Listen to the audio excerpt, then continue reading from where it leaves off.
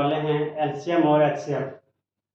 Basically ये जो chapter है वह निम्न क्लास के बच्चों से ही शुरू हो जाता है, निम्न क्लास से ही शुरू हो जाता है। तो छोटे बच्चों के लिए तो यह चैप्टर काफ़ी फायदेमंद होगा ही होगा, यह क्लास काफ़ी फायदेमंद होगा ही होगा। लेकिन जो कंपटीशन की तैयारी कर रहे हैं या हायर क्लास के बच्चे हैं उनके लिए भी यह क्लास काफ़ी कारगर होने वाला है, क्योंकि एलसीएम और एचसीएफ से संबंधित कुछ ऐसी चीज़ें हैं जो प्रायः बच्चे नहीं जानते, या तो उनमें कंसेप्ट की कमी होती है, वो एलसीएम और एचसीएफ दोनों को एक ही चीज़ समझ लेते हैं। तो क्या उनमें बेसिक अंतर है वह मैं इसमें बताऊंगा। तो यह क्लास छोटे बच्चों से लेकर बड़े विद्यार्थियों तक सबके लिए समान रूप से उपयोगी होने वाला है। तो कृपया इसे देखें और पूरा देखें। तो आज हम एलसीएम एंड एचसीएफ ये पढ़ने वाले हैं, जिसे हम हिंदी में बड़ा ही कॉमन नाम लॉस और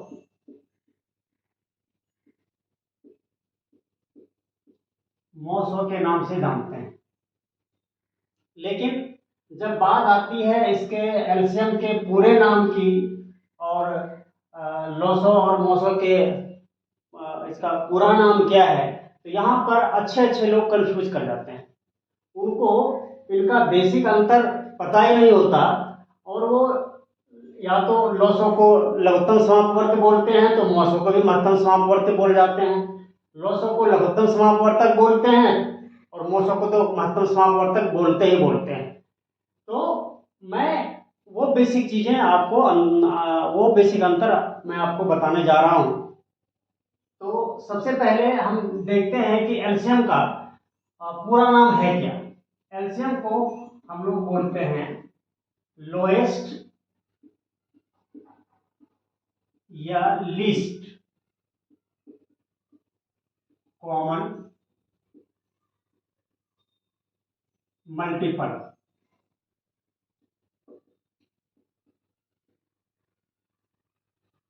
एलसीएम का लोएस्ट और लीस्ट कॉमन मल्टीपल और एचसीएफ का पूरा नाम है हाईएस्ट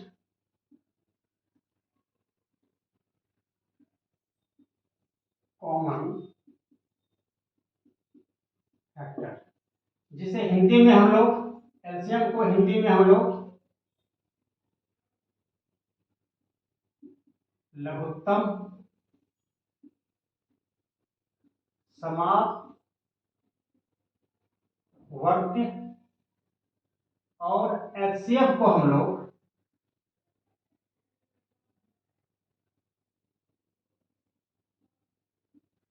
महत्तम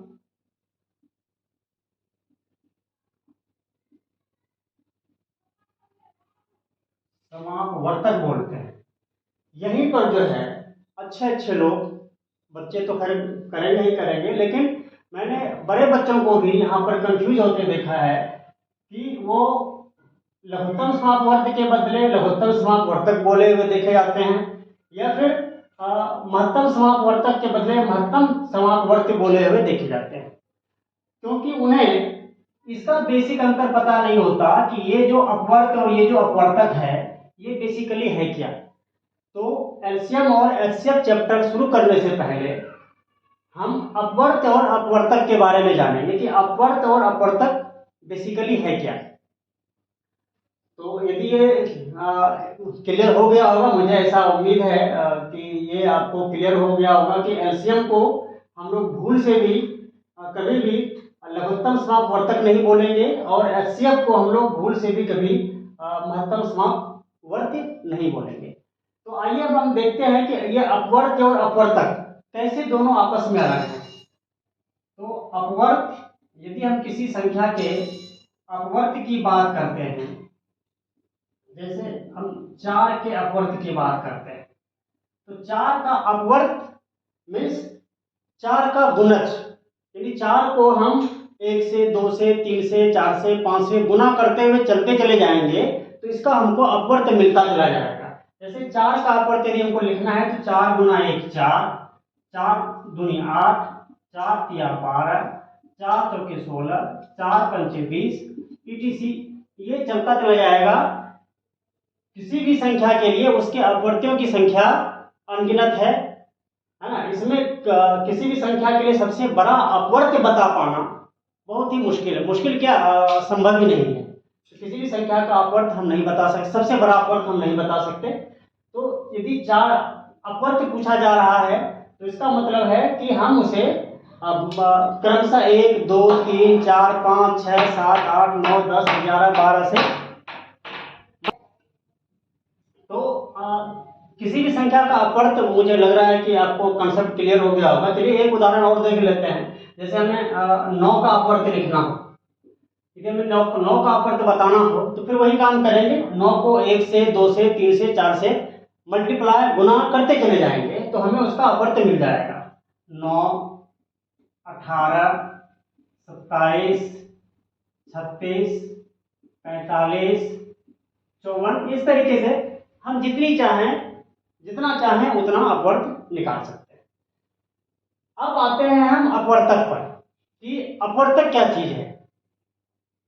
अपवर्तक, यदि हम इसे परिभाषित करना चाहें कि अपवर्तक है क्या, तो अपवर्तक ऐसी संख्याएं हैं जो दी गई संख्याओं को विभाजित करता है। सपोज यदि हम 9 की बात करें कि 9 का अपवर्तक कौन कौन सा होगा, तो 9 का अपवर्तक, यदि हम 9 के अपवर्तक की बात करते हैं तो 9 का अपवर्तक, अभी जैसे मैंने आपको बताया कि 9 का अपवर्तक ऐसी संख्याएं होंगी जो 9 को विभाजित करेगी, जिससे जिन जिन संख्याओं से 9 कट जा रहा है वही संख्या इसके लिए अपवर्तक का काम करेगी। तो 9 किस किस से कट रहा है, आइए हम देखते हैं। 9 1 से कट रहा है, 9 3 से कट रहा है और 9 खुद 9 से कट रहा है।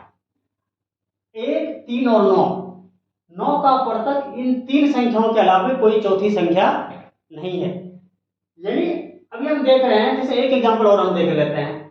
12 का अपवर्तक यदि हम बताएं कि 12 का अपवर्तक क्या होगा, तो 12 1 से कट रहा है, 12 2 से कट रहा है, 12 3 से कट रहा है, 12 4 से कट रहा है, 12 6 से कट रहा है और 12 खुद 12 से कट रहा है। 1 2 3 4 6 12, इन 6 संख्याएं, इन 6 के अलावे 12 का कोई 7वां अपवर्तक नहीं है। 9 का 1 3 और 9 के अलावे इन 3 संख्याओं के अलावे कोई भी चौथा अपवर्तक नहीं है। तो अब हम बेसिक डिफरेंस अब हमको समझ में आ रहा होगा कि अपवर्त और अपवर्तक दोनों अलग अलग चीजें हैं, दोनों एक चीज नहीं है। अपवर्त, जैसा मैंने आपको बताया कि किसी भी संख्या के लिए अपवर्त अनगिनत हैं। हम चाहे जितना चाहें उतना अपवर्त हम ज्ञात कर सकते हैं, लेकिन किसी भी संख्या का अपवर्तक अनगिनत नहीं है, वो फिक्स है। जैसे 9 का 3, ये 3 संख्याएं, इन 3 संख्याओं के अलावा कोई चौथी संख्या नहीं। 12 का ये 6 संख्या, इन 6 संख्याओं के अलावा कोई भी 7वीं संख्या इसका अपवर्तक नहीं है। तो अब आपको अपवर्त और अपवर्तक में अंतर समझ में आ गया होगा, और आपको अब ये भी समझ में आ गया होगा कि हम जब बोल जाते हैं लघुत्तम समापवर्त को लघुत्तम समापवर्तक, तो समझिए हम कितनी बड़ी गलती कर रहे हैं। और यदि हम महत्तम समापवर्तक को महत्तम समापवर्त बोल जाते हैं तो हम कितनी बड़ी गलती कर रहे हैं। तो आइए अब हम आते हैं कि हमने अपवर्त और अपवर्तक देख लिया। अब हम देखते हैं कि लघुत्तम समापवर्त और महत्तम समापवर्तक होता क्या है। इसे हम एक एक करके देखेंगे कि लोसो और मोसो होता क्या है। तो आइए पहले हम आते हैं लोसो पर।